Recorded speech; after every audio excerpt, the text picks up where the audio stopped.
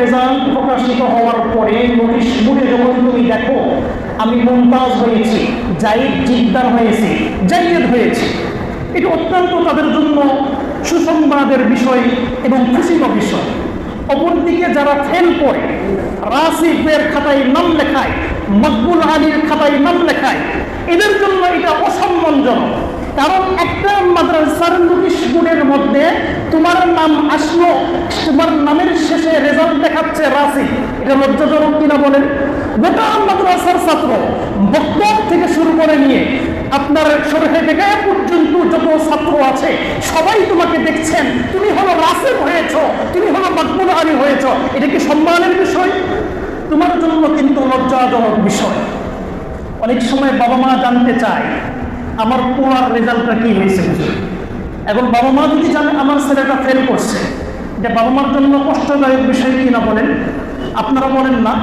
এই জন্য ভাই বলছিলাম, পরীক্ষা এমন একটা জিনিস যেই পরীক্ষার মাধ্যমে কাউকে সম্মান করা হয়, কেউ সম্মানিত হয়, আবার কেউ অপমান অপদস্থ হয়। এই জন্য আপনাকে এবং আমাকে এমনভাবে পরীক্ষা দিতে হবে যাতে করে আমি সম্মান পদক যেন অর্জন করতে পারি। এই টার্গেট নিয়েই পরীক্ষার প্রস্তুতি আমাদেরকে নিতে হবে। সম্মানিত প্রিয় ছাত্র ভাইয়েরা, দেখুন এই পরীক্ষাটা কেন আল্লাহ দিয়েছে? প্রশ্ন জাগে না?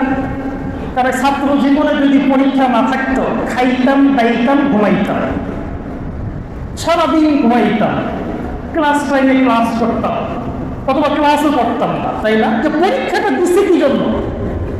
কারণ হলো এই পরীক্ষার মাধ্যমে আমরা ইলমের উন্নতি করতে পারি। আপনার এবং আমার ইলমের মধ্যে আমি উন্নতি করতে পারি, এই জন্যই পরীক্ষাটা মূলত রাখা হয়েছে।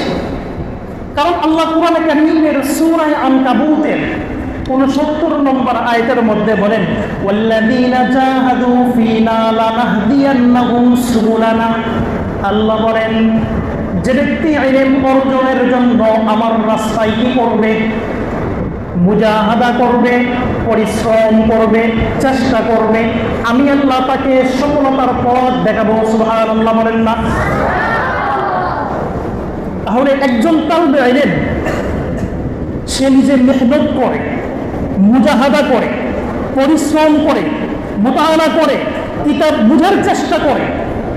আপনি লক্ষ্য রাখবেন, আপনি যতই দুর্বল হন না কেন, এই চেষ্টার বদৌলতে আল্লাহ আপনার জেহেনকে কিন্তু খুলে দিবেন। সুবহানাল্লাহ বলেন। এর কিছু দৃষ্টান্ত আপনাদেরকেই বলি। আমি এই মাদ্রাসাতেই ঘটনা বলি। এই মাদ্রাসায় আমি 2023 সনে যোগদান করি। যোগদান করার পরে আমি বিভিন্ন জায়গায় যোগাযোগ কইরা কিছু ছাত্র আনতে সক্ষম হয়েছি, আল্লাহ তৌফিক দিয়েছে। সেই ছাত্রগুলোর একটু ইতিহাস তোমাদেরকে বলি। তাইসিরের বছর আমি দেখেছি একজন ছাত্র শুরুর দিকে অত্যন্ত দুর্বল ছিল।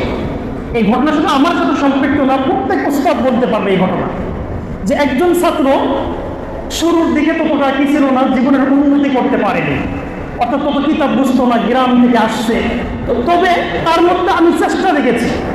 ওই তালবে ইলমের নাম আমি মজহুর রাখতেছি বলছি না, তবে তার মধ্যে আমি চেষ্টা দেখতাম। তাকে দেখছি রাত 2টা 3টা পর্যন্ত মোতালা করতে। পরীক্ষার আগেও তাকে দেখছি সে রাত জেগে পড়তো। আমি হয়তো বা নিজের কজায়ে হাজতের জন্য ঘুম থেকে উঠেছি, পথের মধ্যে দেখি ওই তালবে ইলম দেখলাম বসে বসে পড়ে।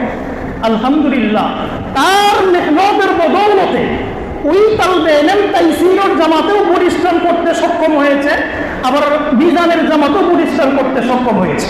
এবং তার পিছনে আমাদেরও একটা আশা আছে, আগামীতেও ইনশাআল্লাহ পরিশ্রম করবে।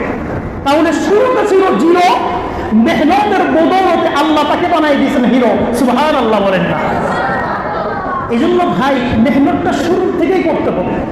এরকম ঘটনা বহু রয়েছে তালবে ইলমের, যারা শুরুর দিকে দুর্বল কিন্তু মেহনত করে, মুজাহাদা করে, আল্লাহ সেই অপশনটা দিয়ে দিয়েছেন, বান্দা তুমি তুমি মেহনত করো, মুজাহাদা করো, সফলতা দানকারী আমি, সফলতার চাবি হলো আমার হাতে। সুতরাং যে তলবে এলেন ইলম অর্জনের জন্য, ইলমের উন্নতির জন্য, ইলমের মধ্যে ইজাফার জন্য দিন রাত মেহনত মুজাহাদা করবে, আল্লাহর কাছে দোয়া করবে, সেই তলবে এলেন অবশ্যই জীবনের সফলতা খুঁজে পাবে। সূরা নাজম আয়াত নম্বর 39, আল্লাহ পাক রব্বুল আলামিন বলেন, লাইসা লিল ইনসানি ইল্লা মা সাআ। মানুষের চেষ্টার বাহিরে কোনো কিছু নেই।